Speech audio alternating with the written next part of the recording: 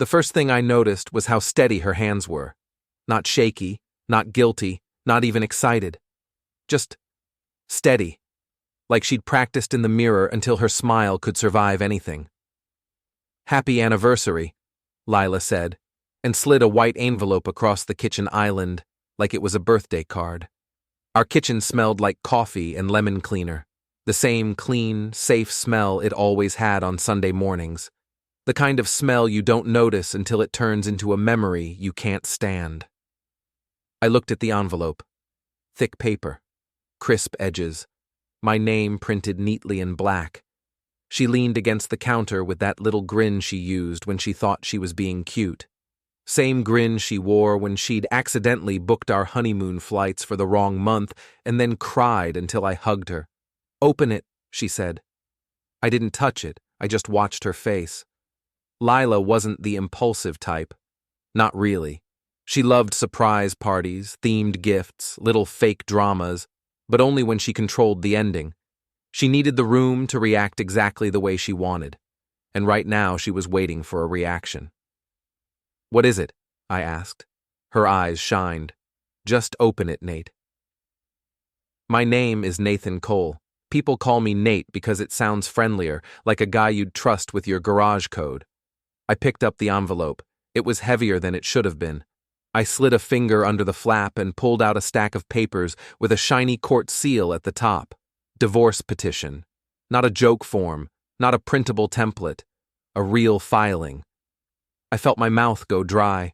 Lila watched me like she was watching a movie and already knew the twist. "Before you freak out," she said, raising one hand, "it's a prank."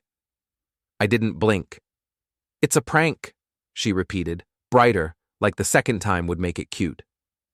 "A social prank, like the kind people do online. Everybody's doing it."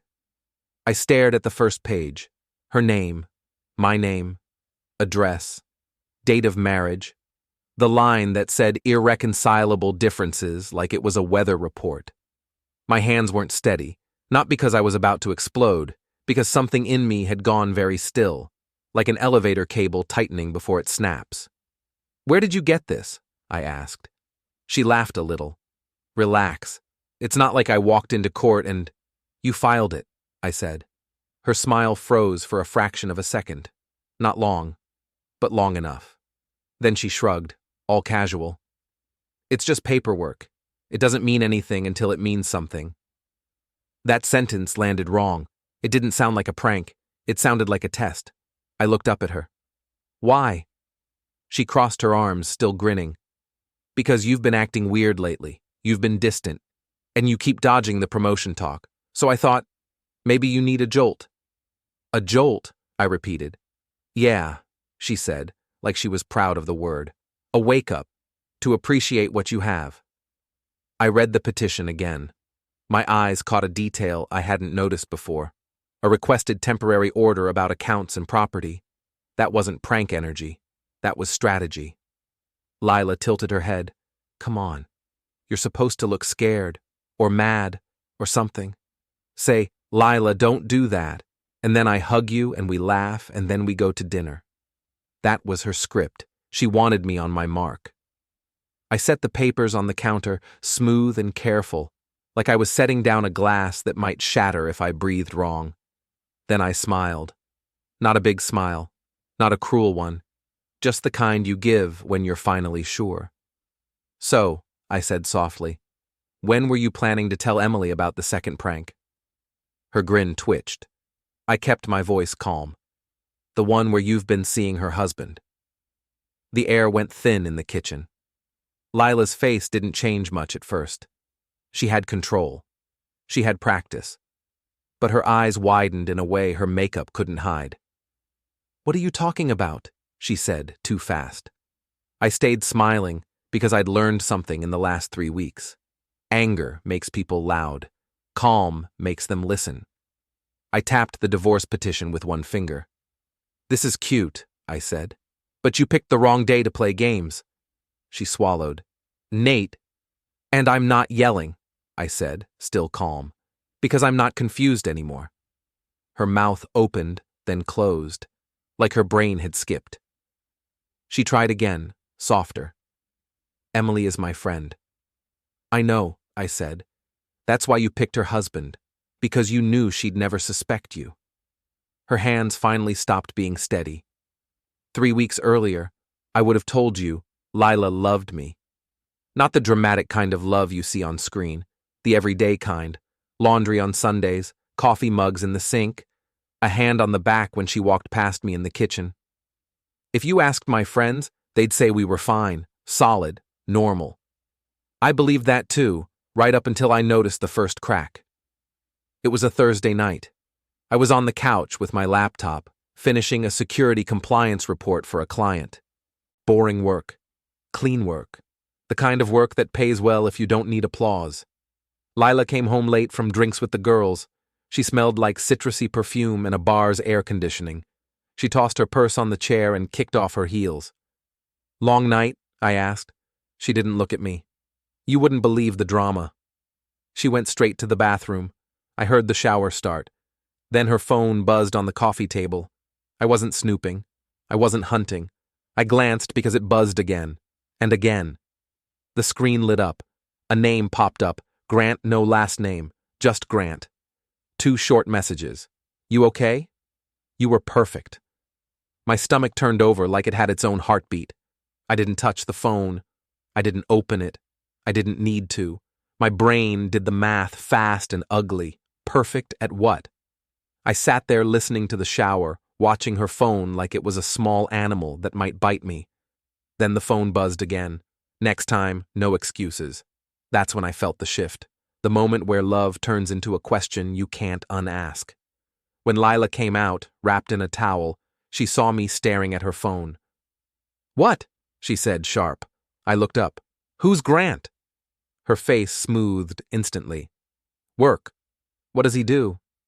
He's on a project team. Why is he texting you at midnight? She rolled her eyes. Because we're adults and people text. Her tone was normal. Her body was normal. But her eyes were wrong. When you're married long enough, you learn their lies aren't in what they say. They're in what they stop saying. She walked past me and picked up her phone like it belonged in her hand more than it belonged on the table. Stop being paranoid, she said, like she'd rehearsed that too. Then she smiled, kissed my forehead, and walked away. A normal moment. Except it wasn't. It was the first time I realized she wasn't afraid of losing me. She was annoyed by me, and that's a different kind of danger.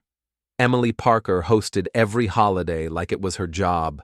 Perfect place settings. Candles that smelled expensive. Plates warmed in the oven like you were dining at a fancy place instead of a suburban dining room with a golden retriever hair problem. Emily was Lila's friend from college, the kind of friend you keep because she makes you look stable. Emily married young, stayed married, had 2 kids, and never posted anything online that wasn't tasteful. Her husband, Grant Parker, was the loud one. Not loud in a fun way. Loud like the guy who tells the same story 3 times in one night and gets mad if you don't laugh the 4th. Grant worked at the same company as Lila, Stonebrook Strategies, some big consulting firm with glass walls and motivational posters. They'd always said it was convenient. Same commute, same health plan options, same holiday parties. I didn't work there. I did contract risk assessments for small firms, IT compliance, internal controls, that kind of thing. I had clients, not coworkers. My job didn't throw parties. Stonebrook did. The night I started to really suspect something wasn't the Thursday with the texts. It was the Saturday dinner at Emily's house. We all sat at the table. Emily served chicken and roasted potatoes. The kids ran around until Emily's voice made them freeze like she had a remote control. Grant was already on his 2nd drink. He leaned back, loose and confident, and looked at me with a grin. You still doing the home office thing? He asked. Yeah, I said. Must be nice, he said, like it was an insult wearing a smile. Not having to really compete. Lila laughed. Not big. Just a quick little laugh, like she was part of his joke. I looked at her. She didn't look back. Emily jumped in, polite. Nate's really good at what he does. Grant waved her off. Sure, Sure, I'm just saying. Stonebrook is a different world. High pressure, high reward. You know what I mean, Lila? He looked at Lila when he said it, not at me. Lila's cheeks flushed, but she smiled anyway. It's a lot, she said. Grant's grin widened. A lot of late nights, a lot of teamwork. Emily laughed, thinking it was harmless. I watched Lila's fingers on her water glass. She rotated it slightly, like she needed something to do with her hands. Grant leaned forward, dropping his voice like he was sharing a secret. You ever think about what you'd do if you were single again? Emily blinked. Grant, he chuckled. I'm kidding. Lila laughed again, too quick, too sharp. You're ridiculous. Grant's eyes stayed on her a beat too long. Then Emily asked me about my mom, and the conversation moved on, but the air didn't move with it. Later, while Emily was in the kitchen, I stood in the hallway near the bathroom. I heard Lila whispering in the laundry room. The door was half closed, her voice, low, urgent. I can't, she said. A pause. Then, no, not here, stop. Another pause. Then she said something that made my skin go cold. You're going to get us caught. I stepped back like the floor had suddenly tilted. A moment later, Lila opened the door and jumped when she saw me. What are you doing? She snapped. I was looking for the bathroom, I said. It's right there, she said, too loud. Her eyes flicked down the hall, toward where Grant was. Then she smiled, forced. Don't be weird. That was the second crack. The first crack was a text. The second was fear. I'm not built for chaos. I don't punch walls. I don't throw plates. I don't scream and then regret it. When something's wrong, I get quiet. Some people think quiet means weak. It doesn't. Quiet means you're listening. After the dinner, I didn't accuse Lila. I didn't demand her phone. I didn't do the dramatic walkout thing. I started collecting facts. First, I checked our accounts. Nothing obvious. No giant transfers. No weird hotel charges. But there were small things. Cash withdrawals on days she claimed she had a long meeting. Rideshare receipts that didn't match her commute. Second, I checked her calendar. Not her phone. Just the shared family calendar she insisted we keep. It was full of normal stuff. Yoga, hair appointment, team dinner. But the team dinners were always on Wednesday. Always. Third, I did what my job trained me to do. I looked for patterns.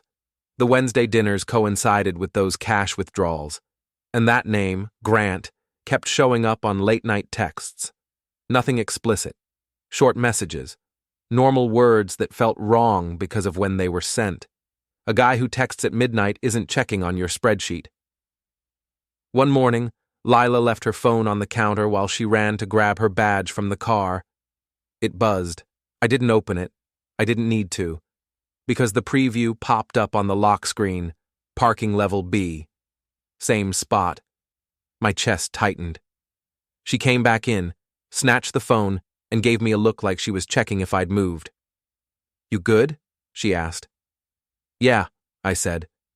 She studied me. Then she smiled. Good. She kissed my cheek and left. And I sat there, staring at the closed door, feeling something in me harden like cooling metal. I wasn't going to confront her with guesses. I was going to confront her with proof. That's how a quiet man fights. I hired a private investigator named Dana Harlow. Not some movie-style guy in a trench coat. Dana was a woman in her late 40s with a neat bob haircut and the kind of eyes that missed nothing.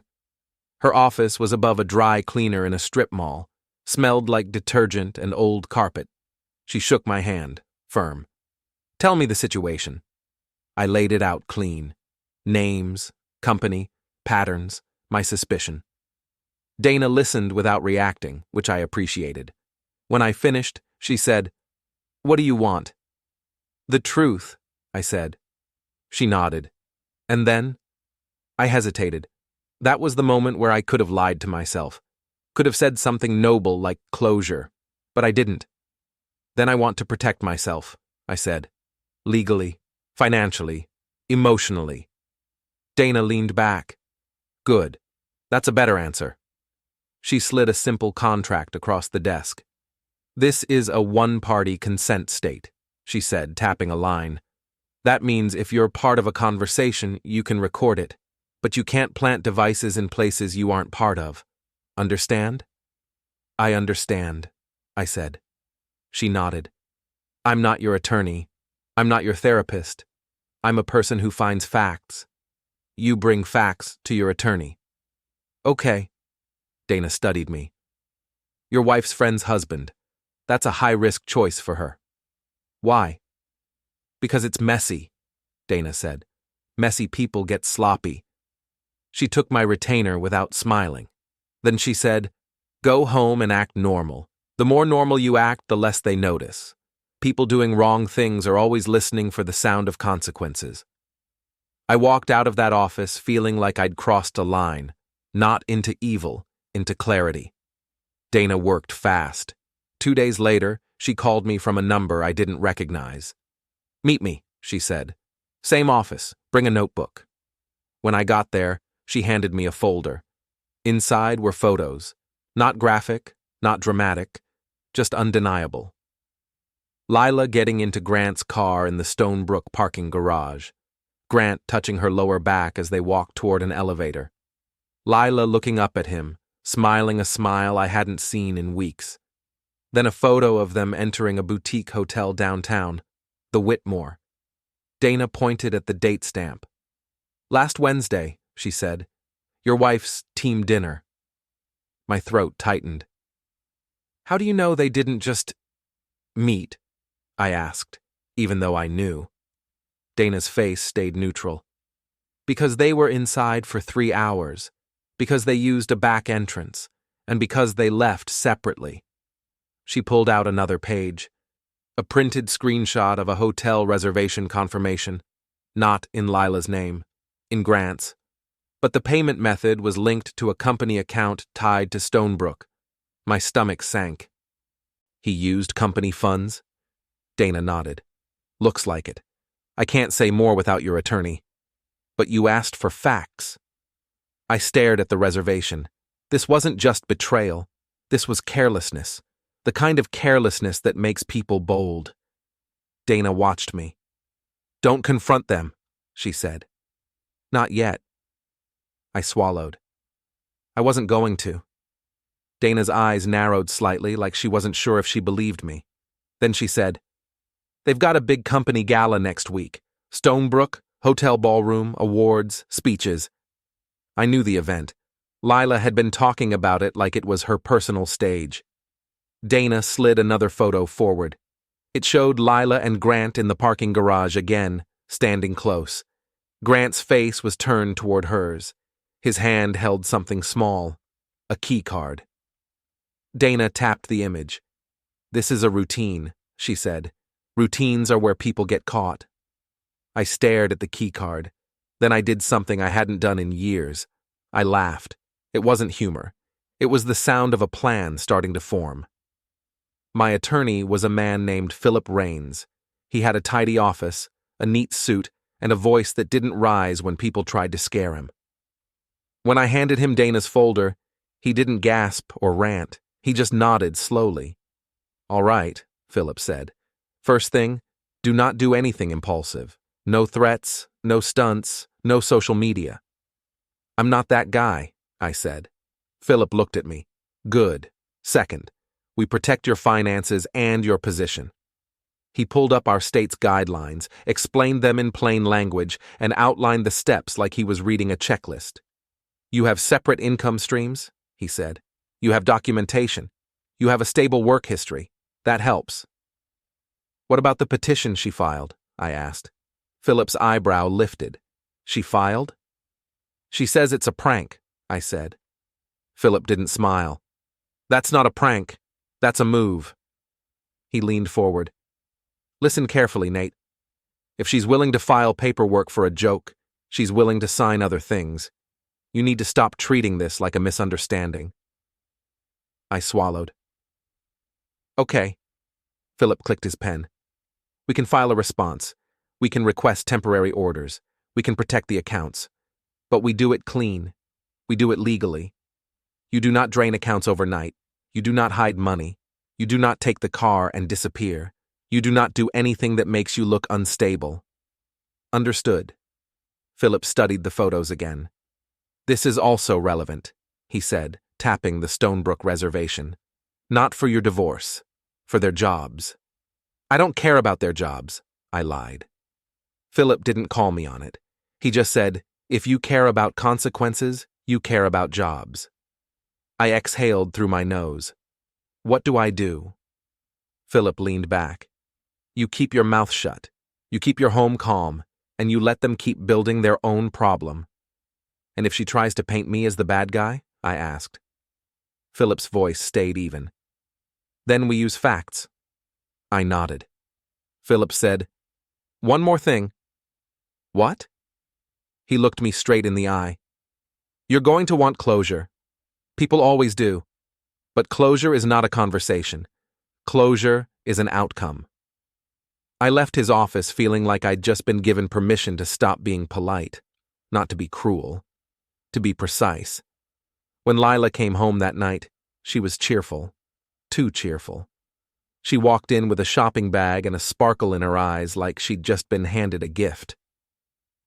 I got your tie for the gala, she said. You're going to look so good. I took the bag. Thanks. She stepped closer, smiling. I told you it's going to be our night. Our night, I repeated. She nodded enthusiastically. Yes, like reset. You've been so serious lately. I miss fun you. I looked at her. The thing about betrayal is that it doesn't just hurt. It changes the lighting in the room. You see the same face, but the angles are different. The smile looks rehearsed. The eyes look like they're measuring. I forced myself to act normal. Dana told me to be normal. Philip told me to be clean. So I was normal. I asked about her day. I smiled at her jokes. I ate the pasta she made. Then she pulled out the envelope. The divorce petition. She waved it lightly like it was a magic trick. Okay, she said, grinning. Now do your part. Act shocked. I leaned on the counter and looked at her. She waited. I could almost see her enjoying the power of it, enjoying making me react. I smiled, and I said the line that made her forget how to breathe. So? I said softly. When were you planning to tell Emily about the second prank? Her smile flickered. The one where you've been seeing her husband? The kitchen went silent. Lila's face changed in layers. First confusion, then panic, then anger, because anger is her favorite armor. Are you out of your mind? She snapped. I kept my voice level. No, she laughed, sharp. Grant is Emily's husband. We're friends. We all hang out. We work at the same place. That's what adults do. You're right, I said. Adults do things. Her eyes narrowed. What is this? Are you spying on me? I didn't answer immediately. I let the silence sit between us like a heavy object. Then I said, I'm not guessing. Her jaw tightened. So what? You saw a text? You're building some fantasy because you're insecure? I smiled again. Not happy, not cruel, just steady. You filed paperwork, I said, tapping the petition. You wanted a reaction. Here's one. I'm done reacting. Now I'm acting. She stared at me, breathing shallow. Then she changed tactics. Softer voice, wide eyes. Nate, you're scaring me. That line, you're scaring me, was meant to flip the roles. Put me on defense. Make me the problem. I didn't move. I'm not scaring you, I said. Reality is. Her lips parted. Tell me what you think you know. I reached into my pocket and pulled out my phone, not to show her anything, just to place it on the counter between us. I think you should call Emily, I said. Lila stared at the phone like it might explode. No, she whispered. I tilted my head. No? She swallowed hard. Emily? She's sensitive. She's got kids. It would destroy her. I nodded slowly. So you cared about that. Lila's eyes filled with tears on command. Nate, listen. I made a mistake. It didn't mean… I held up a finger. Stop. She froze. I said, the only thing I want from you tonight is honesty. Her voice trembled. Okay. I waited and waited. Finally, she whispered, it happened once. I almost laughed. It happened once, I repeated, like I was tasting the lie. She wiped at her eyes. It was a stupid night. A mistake. I was stressed. He was stressed. We drank too much. It wasn't a thing. I nodded slowly. So why the routine? Her face jerked. What routine? I didn't answer. She stared at me, realization dawning like a slow sunrise. You hired someone, she whispered. I shrugged. I protected myself. She straightened, anger rising again. That's disgusting. I blinked. You filed divorce papers and slept with your friend's husband, and I'm disgusting. Her face twisted. Don't say that. I'm not saying anything, I said. I'm naming it. She stepped closer, lowering her voice like she was trying to hypnotize me. Nate, please, don't ruin my life. I looked at her. I thought about Emily's laugh at dinner. I thought about Grant's grin. I thought about the key card. Then I said, you already ruined your life. You just haven't felt it yet. Lila's mouth opened. And then, for the first time in our marriage, she looked at me like she didn't recognize me. Good. Because I didn't recognize her either. Emily answered on the second ring. Her voice was warm. Hey, happy anniversary. Lila told me you guys were going out tonight. Lila flinched beside me like she'd been slapped. I kept my tone calm. Hi, Emily. What's up? Emily asked. I glanced at Lila. Her eyes were begging me without words. I made a choice. Not a dramatic choice, a clean one. Emily, I said, I need to tell you something, and I need you to listen without interrupting. There was a pause. Okay, Lila whispered. Nate, don't. I raised a hand to her, not looking away from my phone. Your husband has been having an affair with my wife, I said. Silence. Then Emily's breath. A small sound, like the air got knocked out of her. That's not funny, she said, voice thin. I'm not joking, I said, and I wouldn't say it if I didn't have proof. Another silence. Longer. Then Emily's voice cracked. Why would you say that? I kept my voice steady. Because it's true. Lila turned away, pressing her hand to her mouth. Emily whispered, Lila? I didn't answer. Emily's voice rose, suddenly sharp. Put her on. I looked at Lila. She shook her head frantically. I said, she's here. Emily's voice turned cold. Give her the phone. I held it out. Lila stared at it like it was a weapon.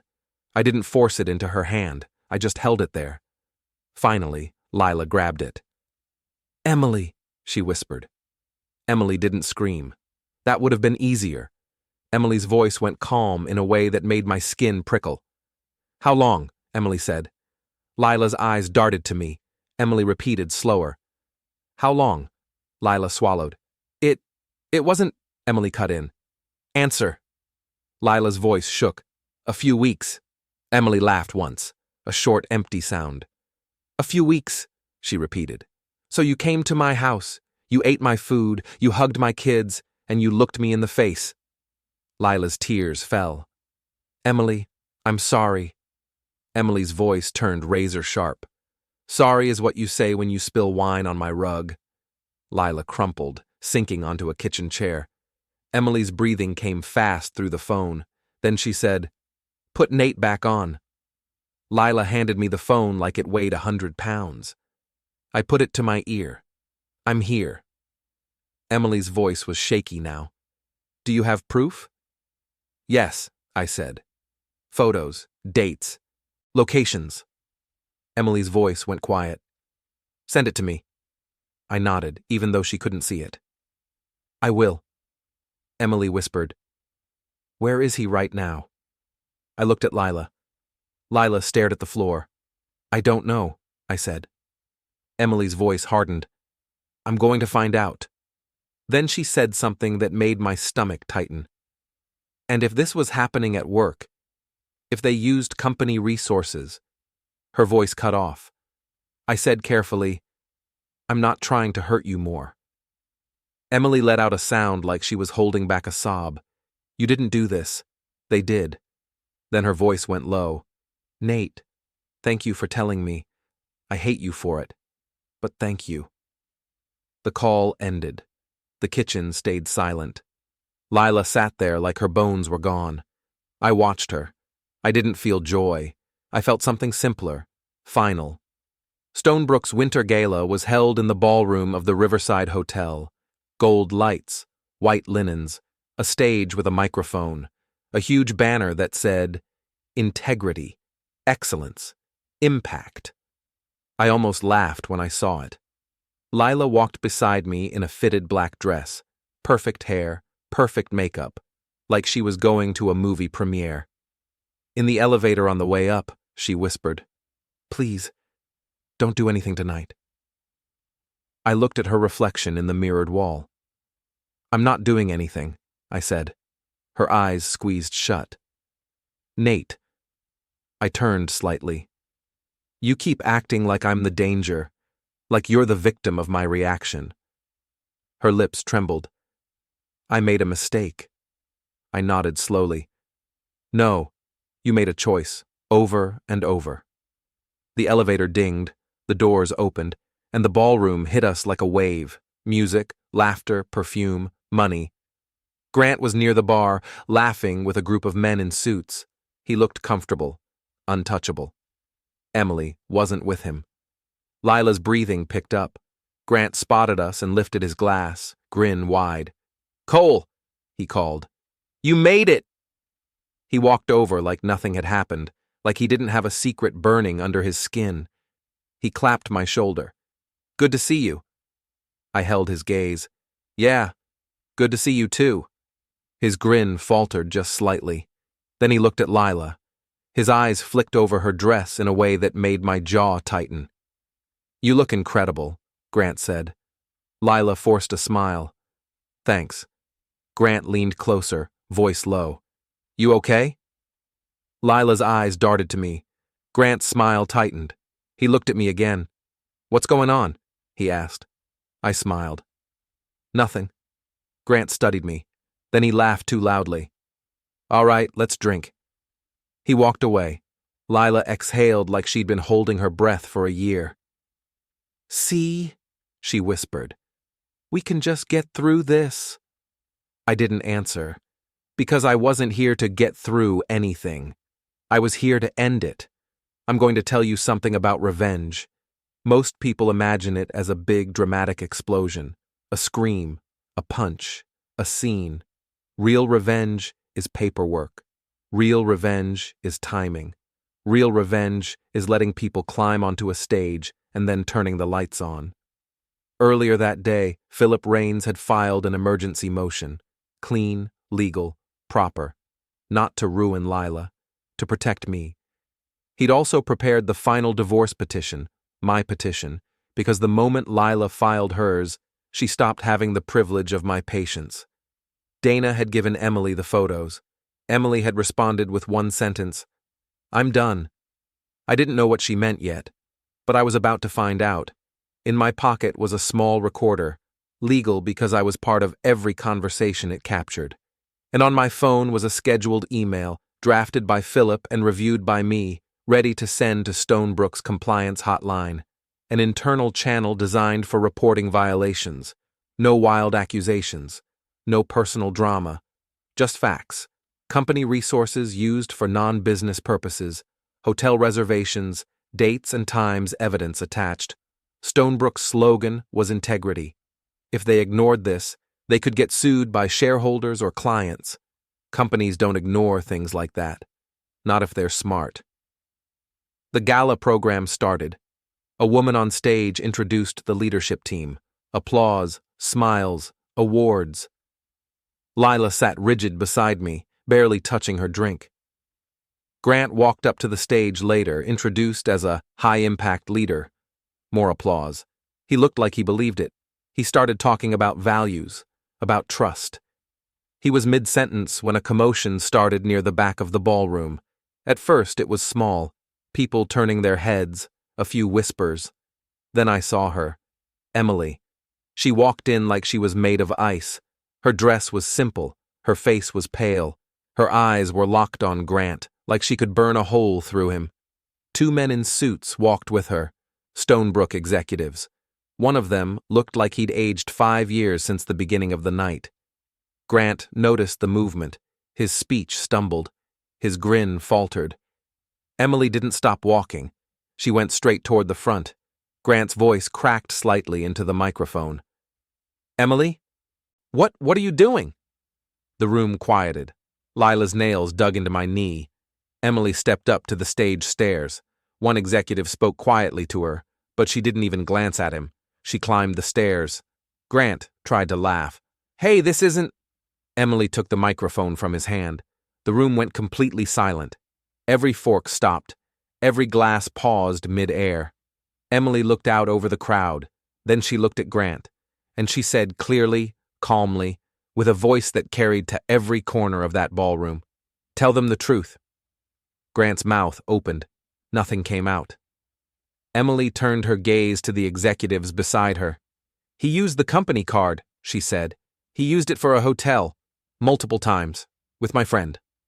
A ripple went through the crowd like wind through grass. Grant's face turned gray. Lila made a small sound beside me, like she'd just realized the story wasn't hers anymore. One executive reached for the microphone gently. "Emily, we can handle this privately." Emily stepped back, letting him take it, but she didn't leave. The executive, sweating, faced the room. "Ladies and gentlemen," he said, voice tight, "we're going to pause the program." Grant grabbed at the microphone. "This is insane." The other executive stepped between them. And then the first executive said the words Grant never thought he'd hear in public. "Grant Parker, you are being placed on immediate administrative leave pending investigation." The room exploded in whispers. Grant's eyes darted wildly, searching for control, searching for someone to blame.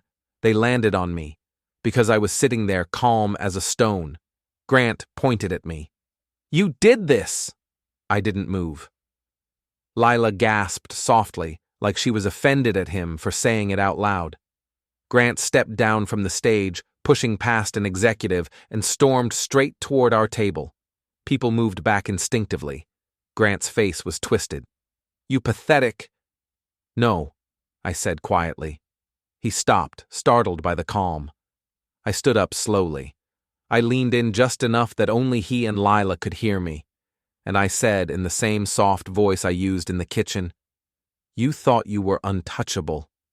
Grant's eyes widened. Lila whispered, "Nate." Grant turned on her. "You told him?" Lila shook her head, frantic. "I didn't." Grant's face contorted. "You ruined everything." He looked like he wanted to grab something, break something, force the world to behave. Instead, he did what weak men do when they lose control. He threatened. "I'll destroy you." Grant hissed at me. "I'll make sure you never work again." I looked him in the eye. "That's interesting," I said, mild, "because I already sent the report." Grant froze. His pupils tightened. "What report?" he whispered. I smiled. "The one about company resources," I said. "The one your compliance team can't ignore." Grant's mouth went dry. Then he turned, scanning the room like an animal searching for an exit. Emily stepped forward behind him, voice low but sharp. "Don't come home tonight," she said. Grant spun toward her, face desperate. "Emily, listen." Emily didn't flinch. "No." Just one word. No speech, no drama. Just a door closing. Grant looked around again and realized, truly realized, there was nowhere left to perform. He stormed away, pushing through the crowd. The executives followed. The gala music stopped completely. The ballroom buzzed with scandal. Lila stared at me like I wasn't her husband anymore, like I was something she'd created by accident. She whispered, You sent it. I nodded once. Yes. Her eyes widened. You ruined him. I tilted my head. He ruined himself. You just stood near him while he did it. Lila's lips trembled. You're doing this to hurt me. I leaned in, voice still calm. No, I'm doing this to end you hurting me. Her face cracked. Tears spilled. Nate, please. I looked at her, and I felt it, the old habit of comforting her, fixing things, smoothing her panic. Then I remembered the steady hands in the kitchen. I remembered the petition. I remembered the key card. I said, "We're done." Her breathing hitched. What does that mean? I reached into my inside jacket pocket and pulled out an envelope. Not thick like hers. Cleaner. I set it on the table in front of her. She stared at it. Her hands shook as she opened it. Inside were the papers Philip prepared. My filing. My response. And attached to it, neatly clipped, was a signed separation agreement offer. Fair, clean, unemotional, based on documented assets. Lila's eyes moved over the pages like she couldn't understand English anymore. She whispered, "You planned this." I nodded. Yes. Her voice rose, raw and ugly. "You can't do this to me here." I kept my voice low. "You did this to us at home. You did it at Emily's house. You did it every Wednesday." Lila's face went pale. "What do you want?" I looked at her. "I want the truth," I said. "And I want you out of my life." She shook her head. "I'll fix it." I smiled, tired. "You don't fix things you don't respect." Her eyes flashed. "You think you're better than me?" I leaned closer. "No," I said. "I think I'm done being your safety net." She stared at me, chest heaving. Then she whispered, "You're enjoying this." I paused. Then I answered honestly. "No," I said. "I'm relieved." Lila's mouth opened like she wanted to scream, but she didn't, because she knew screaming wouldn't change anything, and that was the first time I'd seen real fear in her face, not fear of consequences, fear of losing control. We didn't make it to the anniversary dinner. We walked out of the ballroom under 1,000 eyes. In the hotel lobby, Lila grabbed my arm. "Where are you going?" she demanded. I looked down at her hand on my sleeve, the grip, the entitlement. I gently peeled her fingers away. "I'm going home," I said. "To our home," she snapped. I shook my head once. "To my home." Her face twisted. "Don't do that." I kept walking. She rushed after me. "Nate, stop!" I stopped near the revolving door. People passed, pretending not to stare. Lila stepped in front of me, blocking my path, eyes wild. "You think you can just erase me?" she hissed. I looked at her, and I said the thing she never expected from me. "You erased yourself." Her mouth trembled. "You're going to regret this." I nodded slightly. "Maybe, but not the way you think." She leaned in, voice low, venomous. "I'll tell everyone you're unstable. I'll tell them you're controlling. I'll tell them you're dangerous." My stomach tightened, but my face stayed calm. "Go ahead," I said. Lila blinked, confused. I continued, steady. "Because the moment you do that, my attorney files the recordings of you admitting everything. Clean chain of evidence, clear timeline, and then the only person you destroy is yourself." Her face drained. "You recorded me?" she whispered. "I protected myself," I said, echoing her earlier outrage. Her lips parted. No sound. Then she looked at me like she was seeing me for the first time. A man who wasn't begging. A man who wasn't bargaining. A man who wasn't playing. She whispered, "You're not the same." I stared at the revolving door, the street beyond it, the cold air waiting. "No," I said softly. "I'm not." Lila's eyes filled again. "I loved you." I looked at her, and the truth hit me in a quiet, awful way. She loved what I provided. She loved the feeling of being safe without earning it.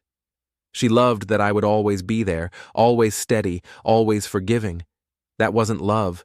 That was convenience with a wedding ring. I said, "If you loved me, you wouldn't have needed that petition for a laugh." Her face crumpled. She reached for me. I stepped back. And then I did the final thing that ended our marriage for good. I walked through the revolving door without looking back. The air outside was cold and clean. It felt like breathing for the first time. I got in my car. I sat for a moment, hands on the wheel, heart pounding. My phone buzzed, a message from Emily. "Thank you. I took the kids to my sister's. He's not coming near us." Another message came in, an unknown number. It was Grant. "You ruined my life." I stared at the words. I didn't reply. Because the truth was simple. Grant ruined his own life the day he decided he could take whatever he wanted. Lila ruined her life the day she decided loyalty was a joke. And I ruined the illusion they relied on. That I would stay quiet. I drove home. When I pulled into my driveway, I saw something that made my stomach drop. Lila's car was already there. She was standing on the porch, waiting, like she believed the house would pick her, like she believed the door would obey her. I parked. I got out. She rushed toward me, eyes red, voice frantic. "Let me in," she said. "We need to talk." I walked past her to the front door. I took out my key, then I stopped. Because the lock was different. The lock was new, shiny, installed. My heart hammered. Lila stared at the lock too, confused. "What is that?" she whispered. I turned to her, and I smiled, small, steady, final. "I changed it," I said. Her eyes widened. "You can't—" "Yes," I said, calm. "I can." She stepped closer, voice shaking. "This is my house too." I looked at her, and I gave her the last jaw-drop moment she never saw coming. "No," I said. "It isn't." Her face twisted. "What are you talking about?" I reached into my pocket and pulled out a folded document. Not divorce papers. A deed. She stared at it like it was written in another language. I said, "Remember when your dad helped us with the down payment?" Lila blinked. "Yeah, so?" I nodded slowly. "He didn't help. He insisted." Her eyes narrowed. "What does that mean?" I held up the deed and tapped the line Philip had explained to me earlier, something I hadn't paid attention to at the time because I trusted my wife. "Your dad put his gift through a trust," I said. "A trust that required the property to stay in my name to qualify for the lender terms he negotiated. He said it was simpler." Lila's mouth opened. I continued, calm and precise. "It was never in both our names. It's in mine. Always has been." Her face went white. "No," she whispered. "That's not—" "It is," I said. "I verified it, legally, today." Her eyes darted wildly, like she was searching the street for someone to tell her this wasn't real. She swallowed hard. "So, you're locking me out?" I nodded once. "Yes." Lila's voice broke. "Where am I supposed to go?" I looked at her, and for a second, a small, old part of me wanted to soften. Then I remembered Emily's voice on the phone, calm and broken. I remembered Grant's smile at the dinner table. I remembered the steady hands in the envelope. I said, "Go to your dad." Her face crumpled. "Nate, please?" I opened the door. Warm air spilled out. My home, my quiet, my future that didn't include begging for respect. Lila took a step forward like she might force her way in. I didn't raise my voice. I didn't threaten. I just said softly, with the kind of calm that ends arguments, "Don't." She froze. Her eyes filled, and for the first time, her tears looked real, not performed. She whispered, "You're serious?" I nodded. Then I stepped inside, and I closed the door.